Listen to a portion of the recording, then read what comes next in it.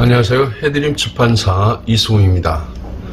박규원 박사의 국과수 과학수사로 해결한 사건들 네 번째로 오늘은 간통 혐의를 벗은 남자 이야기를 해볼까 합니다. 오늘은 간통죄와 관련된 그런 과학수사 이야기를 할 텐데요. 다들 아시다시피 간통죄는 이미 폐지되었습니다.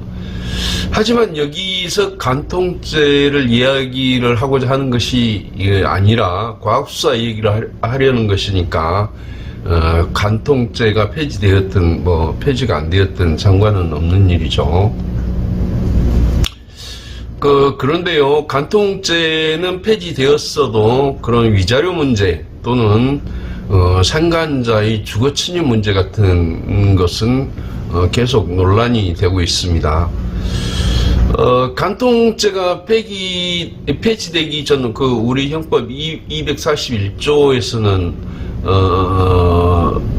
이렇게 규정하고 있었습니다. 배우자가 있는 자가 간통한 때에는 2년 이하의 징역에 처한다. 그와 상관한 자도 같다. 이것은 쌍벌 규정이었죠. 벌금형도 없이 바로 징역형으로 처했고요. 간통죄가 합헌이라고 할 때 헌법재판소는 간통죄가 폐지가 되면 성도덕이 문란해지고 가족의 해체 등 역기능을 고려할 때 간통죄는 유지되어야 한다고 주장을 했었죠.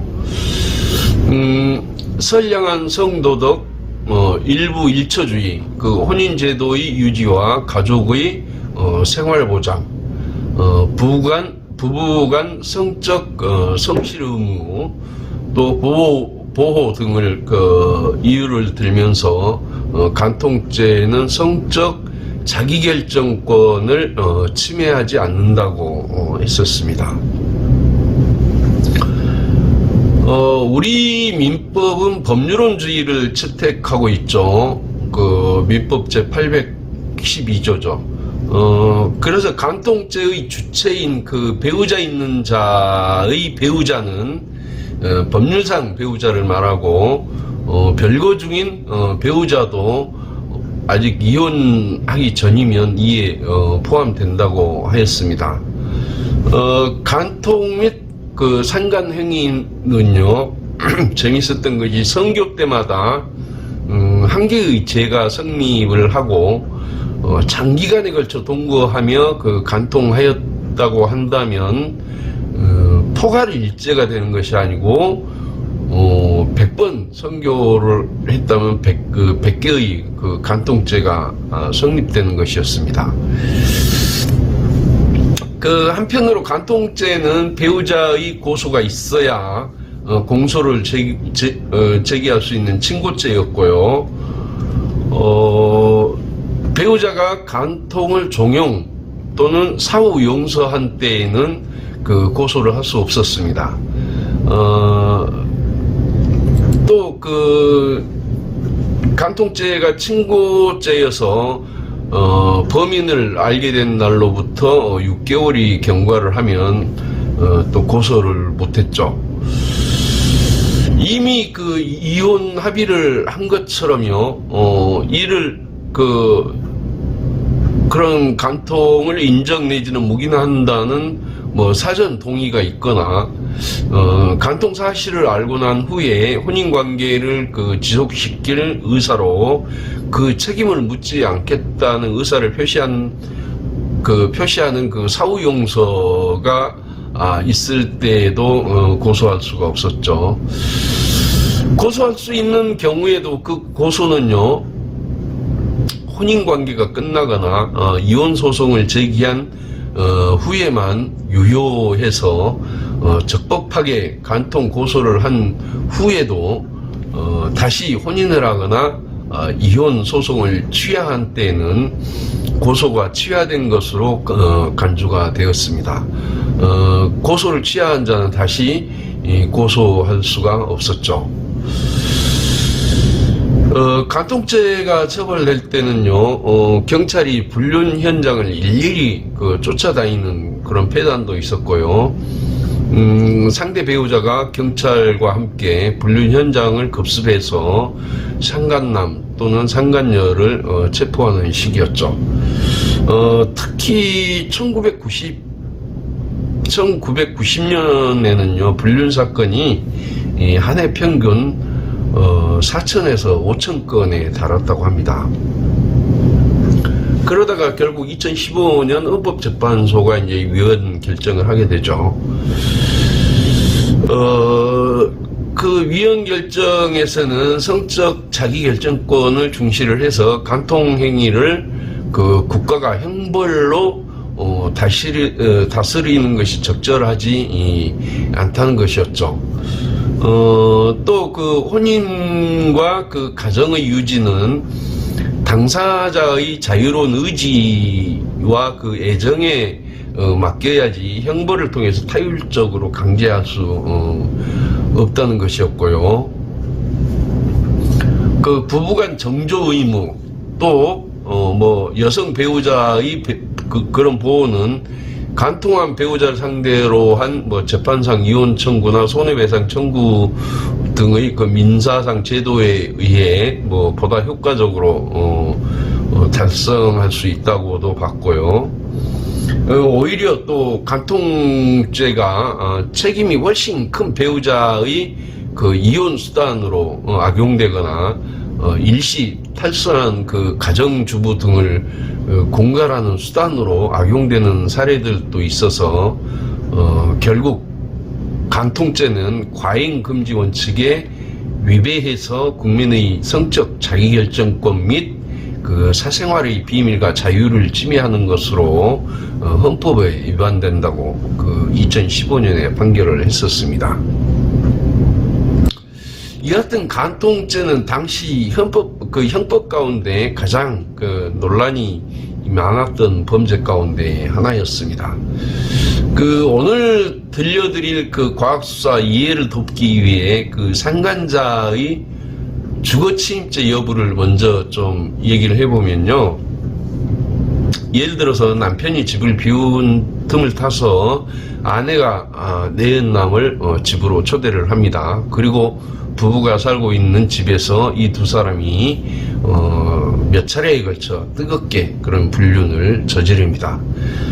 뒤늦게 이 사실을 알게 된 남편이 아내의 내연남을 주거침입죄로 고소를 하게 되죠. 이와 같은 사례에서 공동 거주자 중 한 사람만의 동의를 받고, 그러니까 아내죠.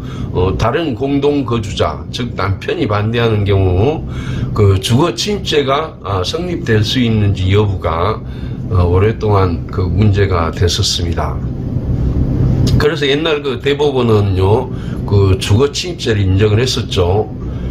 당시 대법원은 공동 생활을 하고 있는 모든 구성원이 주거 안에서 평온을 누릴 권리가 있다면서 주거권자가 여러 사람 중 한 사람의 승낙이 있었더라도 다른 거주자 의사에 반해서 다른 거주자의 의사에 반하면 주거의 평온을 해치는 결과가 되기 때문에 주거 침입죄가 성립된다고 했었죠. 그런데 사실상 주거의 평온이라는 개념을 두고 법조계에서 계속 논란이 있어 왔는데요.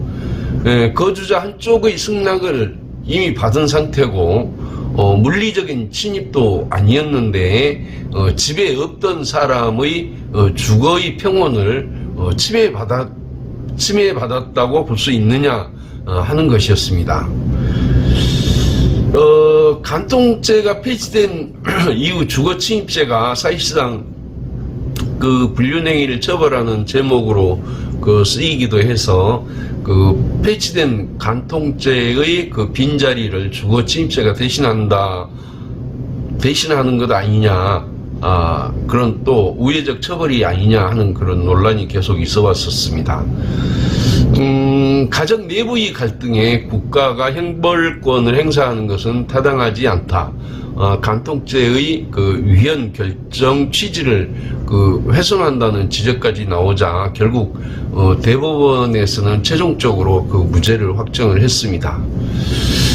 공동 거주자 중 일방의 그 승낙을 받아 통상적인 출입 방법으로 집에 들어갔다면 단순히 들어가는 행위 자체가 다른 거주자의 의사에 반한다는 사정만으로 바로 침입에 해당한다고 볼 수가 없고, 주거 침입죄가 보호하는 주거의 그 평온을 해쳤다고 보기 어렵다고 대법원이 판단을 내려버린 것이죠. 그래서 유부녀의 집에서 바람 피운 그 불륜남을 주거 침입죄로 처벌을 할 수가 없게 되었습니다. 여기서 또 상간자에 대한 위자료 문제가 발생을 하는데요. 간통죄가 폐지된 데다가 또 이런 주거 침입죄조차 인정되지 않게 되니까 위자료, 다시 말하면 정신적 피해 배상액이 좀 높아야 되지 않겠어요? 그런데 실제로는 가정을 지키고자 노력한 피해자가 입은 그런 정신적 피해보다 훨씬 적게 책정이 된다고 합니다. 재판에서 말이죠.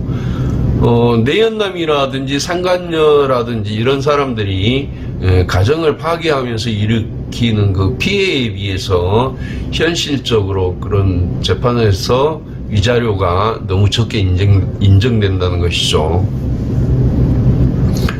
그러면 박기원 박사의 간통죄와 관련한 과학수사 이야기를 해보겠습니다. 하루는 어느 지방법원에서 감정을 촉탁할 수 있는지 이 박기원 박사에게 전화를 해왔습니다. 그것이 간통 피의 사건이었죠.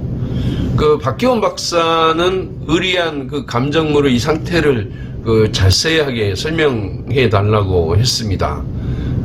그런데 법원 담당자는 수건, 잠옷 등이 증거로 제시되었는데 이들이 이미 모두 깨끗하게 세탁이 된 후라는 것이었습니다. 아마 이 사건은 아내를 의심한 남편이 자신이 집을 비운 사이 아내가 다른 남자와 불륜을 저질렀다고 고소한 사건인 것 같았습니다. 이 사건이 발생한 당시만 해도 법원 담당자가 제시한 증거물에서는 아예 실험이 불가능해서 실험을 하지 않았었습니다. 지금이야 범인이 착용했던 마스크나 범인이 들고 있었던 가방, 손잡이, 또 운전하였던 차의 운전대, 심지어 먹다가 뱉은 수박 씨앗에서도 유전자형이 검출될 정도로 작은 양에서도 유전자형을 검출할 수 있지만 당시 유전자 분석 기술로는 세탁이 되어버린 증거물에서는 실험이 불가능하였던 것이죠.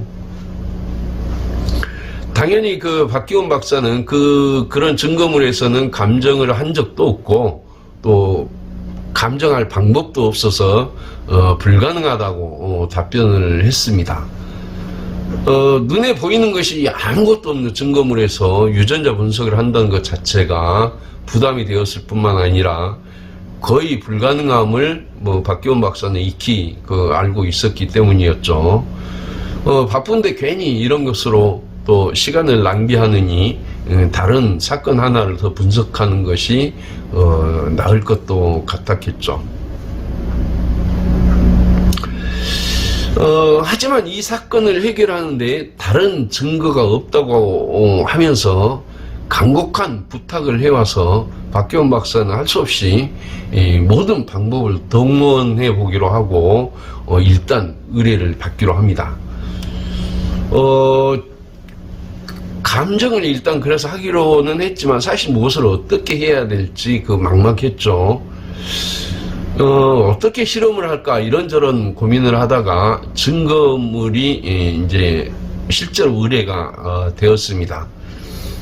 증거물로는 상하의 잠옷 한 벌하고 B 씨 집에서 사용하였던 수건 한 점 등이 전부였습니다. 이들은 아까 말한 대로 모두 다 너무 깨끗하게 세탁이 되어 있어서 혈액형 분석조차도 불가능해 보였습니다. 세탁이 안 되어 있다면 입었던 옷 등에는 사용한 사람의 땀 등이 묻어 있기 때문에 혈액형 분석이 가능한 것이겠죠. 박기원 박사는 여러 가지 생각을 하다가 혹시 옷과 옷하고 수건을 이렇게 털면 무엇인가 나오지 않을까 하는 생각이 들었습니다. 눈에는 보이지 않지만 그것을 사용한 사람의 세포들이 떨어져 나와 그 수건의 섬유 그 올 속에 숨어 있어서 세탁을 해도 떨어져 나오지 않을 수 있다는 생각을 한 것이죠. 생각이 거기까지 미치자 이제 이 박기원 박사는 바로 실천을 하게 되었습니다. 그래서 일단 털어보기로 한 것이죠. 그 세포나 이런 이물질은 그 일반 흰 종이에서는 잘 보이지 않죠. 우리가 그 다리나 그 팔에서 떨어지는 비늘이라고 말하는 그런 것들은 그 하얀 그 백지 위에서는 잘 안 보이는 것이 그 당연하죠. 그래서 바닥에다 이제 검은색 전지 용지를 이제 깔게 됩니다. 그리고 실험하는 과정에서 또 자신의 몸에서 떨어져 나온 세포들이 우연히 그곳에 떨어질 수 있기 때문에 깨끗하고 바람이 불지 않는 공간에서 진행을 하게 됩니다. 그 깨끗한 일회용 그 실험복을 입고 손과 머리 등 노출되는 모든 부분도 테이프로 가리고요. 일회용 수술용 장갑 그리고 마스크를 착용을 하고 오염이 될 수 있는 가능성을 모두 이제 차단을 했습니다. 그리고 박기원 박사는 조심스럽게 옷과 그 수건을 훑어내리는 방법으로 이제 털어 나갔습니다. 그런데요, 결과는 참 놀라웠습니다. 실제로 그 세탁된 그 옷이나 수건을 이렇게 털었더니 아무것도 없을 것 같은 곳에서 생각보다 많은 양의 그 이물질들이 떨어져 나왔습니다. 박기원 박사는 떨어져 나온 그런 섬유 조각들을 잘 드러내고 나머지들을 조심스럽게 모아서 현미경으로 이제 관찰을 했죠. 그 떨어져 나온 증거물들에 대해서 이제 분류를 시작을 한 것이죠. 그랬더니 잠옷에서는 약 0.3cm 가량 되는 모발 한 점하고 약 0.5cm 가량 되는 또 모발 한 점, 이것이 발견되었습니다. 이 아주 작은 것이기는 하지만 그 잠옷에서는 결국 모발 2점이 수거가 되었고요. 그 세포를 포함한 그 소량의 세포를 포함한 이물질들도 같이 수거를 하였습니다. 그리고 수건에서는요, 약 1cm 가량 되는 모발 한 점하고 2cm 가량 되는 그 모발 한 점하고 이렇게 또 역시 모발 2점이 수거가 되었고 똑같이 그 소량의 세포를 포함한 또 이물질들이 같이 수거를 할 수 있었죠. 하지만 이런 것들이 증거 능력을 가지려면 분석을 거쳐서 그런 이제 의미 있는 결과를 얻어야 하겠죠. 그래서 이제 DNA 분석으로 이제 들어가게 됩니다. 수거된 것들에 대해서 이제 본격적인 그 실험을 하게 되죠. 먼저 어떤 그 물질인지들을 확인하기 위해서 그 떨어진 것들이 그 사람의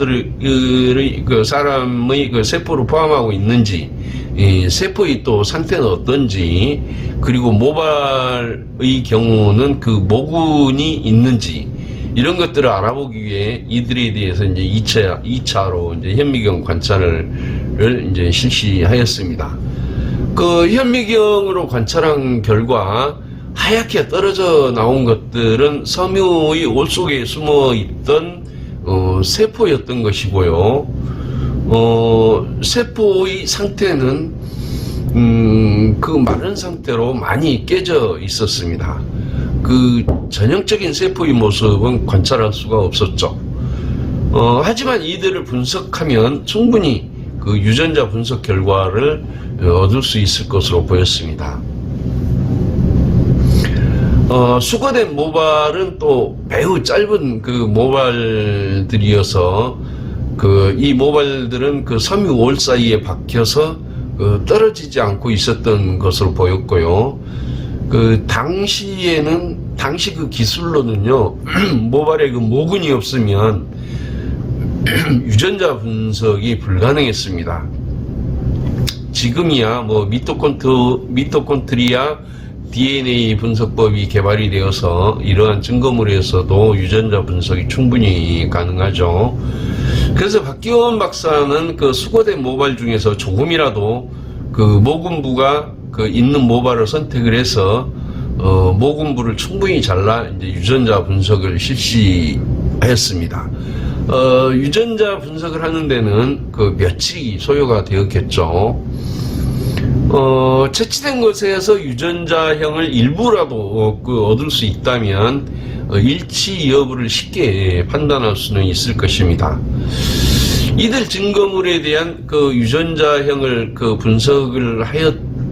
분석을 하였는데 그 유전자형 분석은 이런 그 물질을 증폭하고 그런 전기 용동을 거쳐서 그 하나하나 거치다 보면 그 하나하나 이제 데이터가 나오기 시작하겠죠. 뭐 처음부터 좋은 결과를 기대하지는 않았지만 일부 증거물에 털어서 나온 이물질들에서 아주 그런 유의미한 결과를 얻을 수가 있었습니다. 그래서 분석 결과를 보니까 잠옷과 수건에서 떨어져 나온 세포에서는 유전자형을 검출할 수 있었는데요.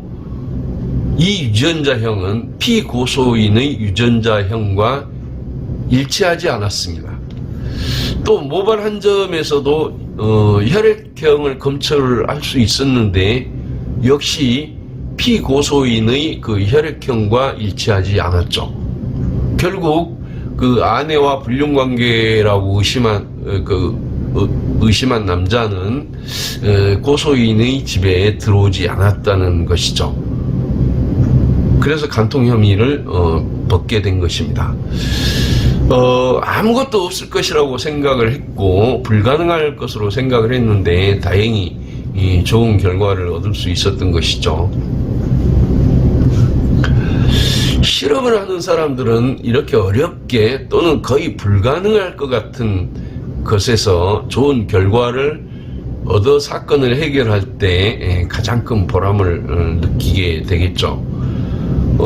털어서 먼지 안 나는 것이 없듯이 정말 깨끗한 증거물 같았는데 실제로 털어보니까 그곳에서 결정적인 증거를 찾을 수 있었던 것이죠. 무엇이든 안 된다고 생각하면 아무것도 할 수 없겠죠. 하지만 할 수 있다고 생각하면 어떻게든 해결할 수 있는 실마리가 생기는 것 같습니다. 최근에는 매우 적은 양의 DNA에서도 그런 유전자 분석이 가능해짐에 따라서 범인이 사용한 숟가락, 컵, 칫솔, 먹다 버린 과일 씨, 사용한 장갑, 마스크, 가방 손잡이 또는 문 손잡이 등 범인이 사용하거나 만졌던 모든 것이 증거물이 될 수가 있습니다. 이러한 범인이 접촉한 증거물에는 범인의 세포가 소량이라도 남아있기 때문에 유전자 분석이 가능한 것이죠. 범인의 침 또는 체액도 현장에 남아 있는 경우가 많은데 이 경우는 모두 세포를 포함하고 있기 때문에 유전자를 검출할 수가 있는 것입니다. 현재 간통죄는 이제 폐지가 되었고 위자료 문제가 남았는데요. 위자료라는 것은 정신적 고통과 그 재산 외의 그 손해에 대한 그 배상이라는 뜻이죠. 그 우리 민법 751조에 보면 재산 외의 손해배상이라는 규정에는 타인의 신체적 자유 또는 명예를 해하거나 기타 정신상 고통을 가한 자는 재산상 이외의 손해에 대하여도 배상할 책임이 있다고 하고 있습니다. 이 규정은 정신상의 고통에 대한 그 정신상의 고통에 대해서도 위자료라는 명목으로 손해를 배상하라는 취지죠. 그 정신적 고통의 원인이 될 수 있는 것은요, 신체적 자유, 뭐 정조 따위와 같이 사람의 신체적 측면에 관한 것은 물론이고, 명예, 신용, 뭐 성명, 초상, 정신적 자유 따위와 그런 것 같은 정신적 측면에 관한 것들이 다 포함이 됩니다. 그러면 만일요, 그 갑돌이가 남편이 있는 갑순이와 불륜을 저질러서 갑순이 남편이 정신적 피해를 입었다면 갑돌이는 갑순이 남편에게 정신적 피해를 배상해야 하겠죠. 그런데요, 그 엄마가 바람을 피워서 가정이 파탄이 났다면 그 남편뿐만 아니라 아빠뿐만 아니라 그 자녀들도 정신적 피해를 입을 수 있을 것입니다. 상당히 크겠죠. 자녀들이 정신적 피해도. 그러면 이때 갑돌이는 갑순이의 그 자녀들에게도 위자료 청구를 당할 수 있을까요? 가정이 파탄날 때 자녀들이 당한 정신적 고통을 생각하면 심정적으로는 충분히 자녀들도 위자료를 청구할 수 있을 것 같은데요. 그 우리 대법원은 이렇게 판결을 한 바 있습니다. 배우자 있는 부녀와 간통행위를 하고 이로 인하여 그 부녀가 배우자와 별거하거나 이혼하는 등으로 혼인관계를 파탄에 이르게 한 경우 그 부녀와 간통행위를 한 자는 그 부녀의 배우자에 대하여 불법행위를 구성해서 그가 입은 정신적 고통을 위자할 의무가 있다고 할 것이지만 간통행위를 한 부녀 자체가 자식들에게 불법행위를 부담한다고는 볼 수가 없고, 또한 간통행위를 한 상간자 역시 그 아기를 가지고 부녀가 자식에게 하는 양육이나 보호 내지는 교양을 상간자가 적극적으로 저지하는 등의 특별한 사정이 없는 한 그 자녀에 대해서는 불법행위 책임을 부담한다고 할 수 없다고 하였습니다. 그래서 결국 자녀들은 아무리 부모님의 그 가정 파탄으로 인해 정신적 피해가 크더라도 그 가해자에 대해서 위자료를 청구를 할 수가 없습니다. 오늘 여기까지 하겠습니다. 고맙습니다.